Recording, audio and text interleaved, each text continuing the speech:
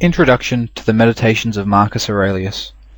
The Meditations of Marcus Aurelius by Marcus Aurelius Antoninus, translated by George Long. Introduction. Marcus Annius Verus was born in Rome in AD 121 and assumed the name of Marcus Aurelius Antoninus, by which he is known to history on his adoption by the Emperor T. Aurelius Antoninus.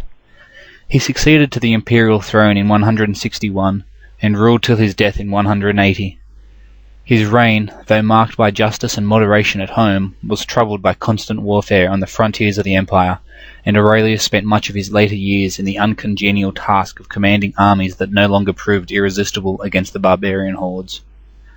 M. Aurelius was educated by the orator Fronto, but turned aside from rhetoric to study of the Stoic philosophy, of which he was the last distinguished representative.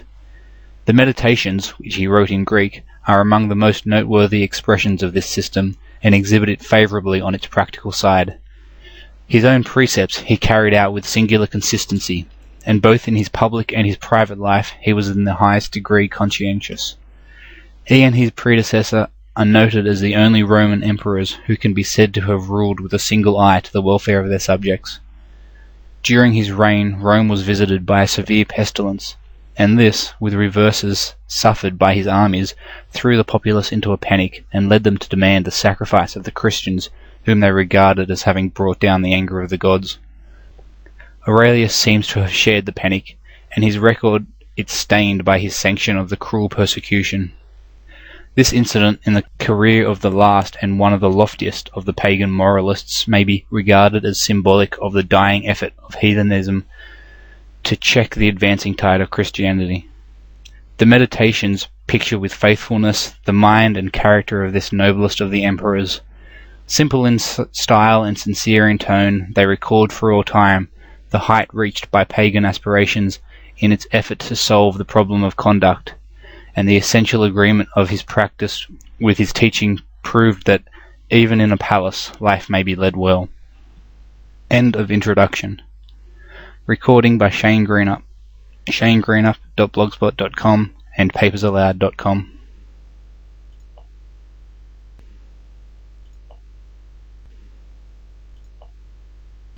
The Meditations of Marcus Aurelius by Marcus Aurelius Antoninus, translated by George Long. Chapter 1. 1. From my grandfather Verus I learned good morals and the government of my temper. 2. From the reputation and remembrance of my father, modesty and a manly character. 3. From my mother, piety and beneficence and abstinence, not only from evil deeds, but even from evil thoughts, and further simplicity in my way of living, far removed from the habits of the rich. 4. From my great-grandfather, not to have frequented public schools, and to have had good teachers at home, and to know that on such things a man should spend liberally. 5. From my governor, to be neither of the green nor of the blue party at the games and the circus, nor a partisan either of the Parmularius or the Scutarius at the gladiators' fights. From him too I learned endurance of labor, and to want little, and to work with my own hands, and not to meddle with other people's affairs, and not to be ready to listen to slander. 6. From Dignatus, not to busy myself about trifling things, and not to give credit to what was said by miracle workers and jugglers about incantations and the driving away of demons and such things, and not to breed quails for fighting, nor to give myself up passionately to such things, and to endure freedom of speech, and to have become intimate with philosophy, and to have been a hearer, first of Bacchius, then of Tandasus and Marcianus, and to have written dialogues in my youth, and to have desired a plank, bed, and skin, and whatever else of the kind belongs to the Grecian discipline.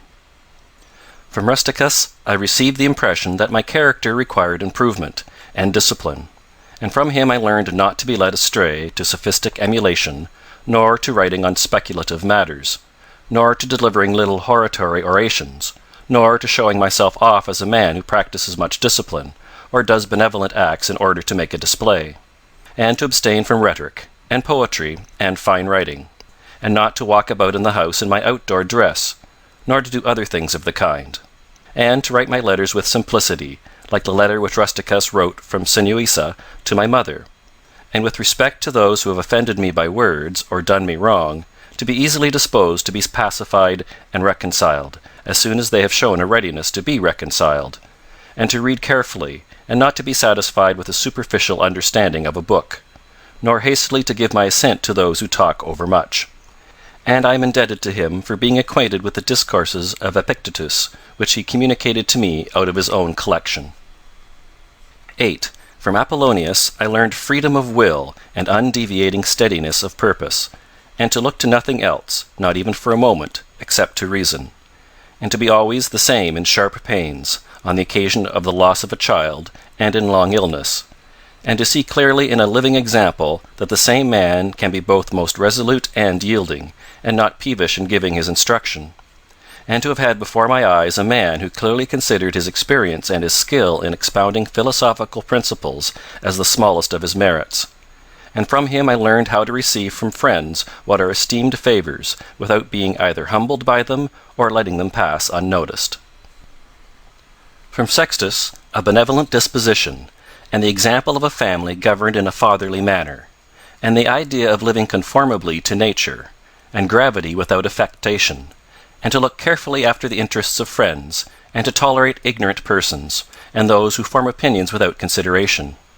He had the power of readily accommodating himself to all, so that intercourse with him was more agreeable than any flattery, and at the same time he was most highly venerated by those who associated with him, and he had the faculty both of discovering and ordering, in an intelligent and methodical way, the principles necessary for life, and he never showed anger or any other passion, but was entirely free from passion, and also most affectionate, and he could express approbation without noisy display, and he possessed much knowledge without ostentation. 10. From Alexander, the grammarian, to refrain from fault-finding, and not in a reproachful way to chide those who uttered any barbarous, or solecistic, or strange-sounding expression, but dexterously to introduce the very expression which ought to have been used, and in the way of answer or giving confirmation, or joining in an inquiry about the thing itself, not about the word, or by some other fit suggestion. 11. From Fronto the first I learned to observe what envy and duplicity and hypocrisy are in a tyrant, and that generally those among us who are called patricians are rather deficient in paternal affection. 12. From Alexander the Platonic, not frequently nor without necessity to say to any one, or to write in a letter, that I have no leisure, nor continually to excuse the neglect of duties required by our relation to those with whom we live, by alleging urgent occupations. 13. From Catullus, not to be indifferent when a friend finds fault, even if he should find fault without reason, but to try to restore him to his usual disposition, and to be ready to speak well of teachers, as it is reported of Domitius and Athenodotus, and to love my children truly. 14. From my brother Severus, to love my kin, and to love truth, and to love justice, and through him I learned to know Thracia, Helvidius, Cato, Dion, Brutus. And from him I received the idea of a polity in which there is the same law for all, a polity administered with regard to equal rights and equal freedom of speech, and the idea of a kingly government which respects most of all the freedom of the governed. I learned from him also consistency and undeviating steadiness in my regard for philosophy, and a disposition to do good, and to give to others readily, and to cherish good hopes, and to believe that I am loved by my friends. And in him I observed no concealment of his opinions with respect to those whom he condemned, and that his friends had no need to conjecture what he wished or did not wish, but it was quite plain. 15. From Maximus I learned self-government, and not to be led aside by anything, and cheerfulness in all circumstances, as well as in illness, and a just admixture in the moral character of sweetness and dignity, and to do what was set before me without complaining. I observed that everybody believed that he thought as he spoke, and that in all that he did he never had any bad intention, and he never showed amazement and surprise, and was never in a hurry, and never put off doing a thing, nor was perplexed nor dejected, nor did he ever laugh to disguise his vexation, nor on the other hand was he ever passionate or suspicious. He was accustomed to do acts of beneficence, and was ready to forgive, and was free from all falsehood.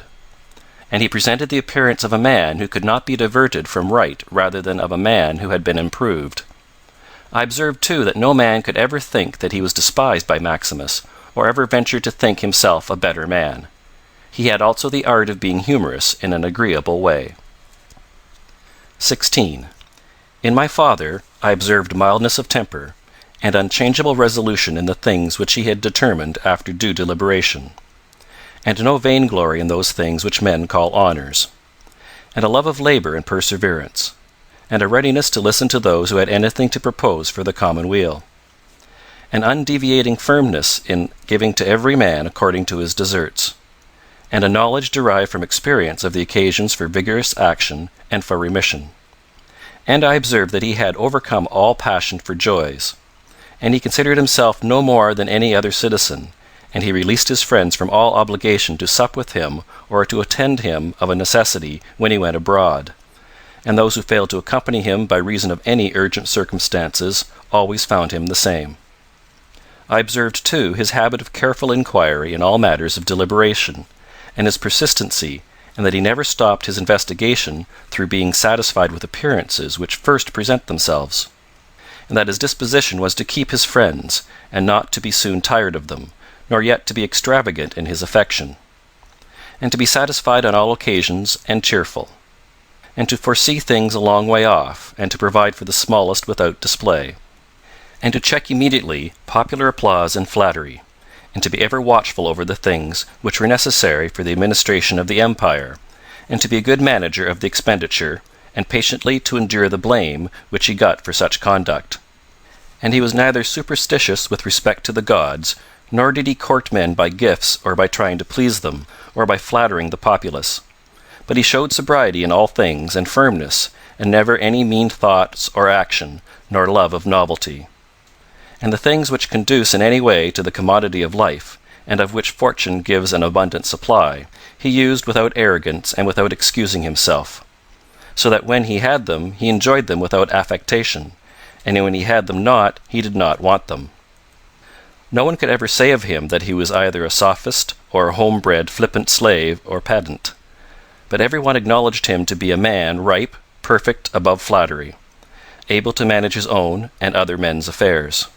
Besides this, he honored those who were true philosophers, and he did not reproach those who pretended to be philosophers, nor yet was he easily led by them. He was also easy in conversation, and he made himself agreeable without any offensive affectation. He took a reasonable care of his body's health, not as one who was greatly attached to life, nor out of regard to personal appearance, nor yet in a careless way, but so that, through his own attention, he very seldom stood in need of the physician's art, or of medicine or external applications. He was most ready to give way without envy to those who possessed any particular faculty, such as that of eloquence, or knowledge of the law, or of morals, or of anything else, and he gave them his help, that each might enjoy reputation according to his deserts. And he always acted conformably to the institutions of his country, without showing any affectation of doing so. Further, he was not fond of change, nor unsteady, but he loved to stay in the same places, and to employ himself about the same things, and after his paroxysms of headache he came immediately fresh and vigorous to his usual occupations. His secrets were not many, but very few and very rare, and these only about public matters, and he showed prudence and economy in the exhibition of the public spectacles and the construction of public buildings, his donations to the people, and in such things, for he was a man who looked to what ought to be done, not to the reputation which is got by a man's act. He did not take the bath at unseasonable hours. He was not fond of building houses, nor curious about what he eat, nor about the texture and colour of his clothes, nor about the beauty of his slaves. His dress came from Lorium, his villa on the coast, and from Lanuvium generally. We know how he behaved to the toll-collector at Tusculum, who asked his pardon, and such was all his behaviour. There was in him nothing harsh, nor implacable, nor violent, nor, as one may say, anything carried to the sweating point.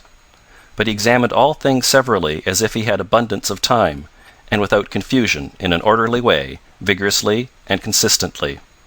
And that might be applied to him which is recorded of Socrates, that he was able both to abstain from and to enjoy those things which many are too weak to abstain from, and cannot enjoy without excess. But to be strong enough both to bear the one and to be sober in the other is the mark of a man who has a perfect and invincible soul, such as he showed in the illness of Maximus. 17. To the gods I am indebted for having good grandfathers, good parents, a good sister, good teachers, good associates, good kinsmen and friends, nearly everything good. Further, I owe it to the gods that I was not hurried into any offense against any of them, though I had a disposition which, if opportunity had offered, might have led me to do something of this kind. But, through their favor, there never was such a concurrence of circumstances as put me to the trial. Further, I am thankful to the gods that I was not longer brought up with my grandfather's concubine, and that I preserved the flower of my youth, and that I did not make proof of my virility before the proper season, but even deferred the time. That I was subjected to a ruler and a father who was able to take away all pride from me, and to bring me to the knowledge that it is possible for a man to live in a palace without wanting either guards, or embroidered dresses, or torches and statues, and such like show. But it is in such a man's power to bring himself very near to the fashion of a private person, without being for this reason either meaner in thought or more remiss in action, with respect to the things which must be done for the public interest in a manner that befits a ruler. I thank the gods for giving me such a brother, who was able by his moral character to rouse me to vigilance over myself, and who, at the same time, pleased me by his respect and affection. That my children have not been stupid nor deformed in body. That I did not make more proficiency in rhetoric, poetry, and the other studies in which I should perhaps have been completely engaged, if I had seen that I was making progress in them.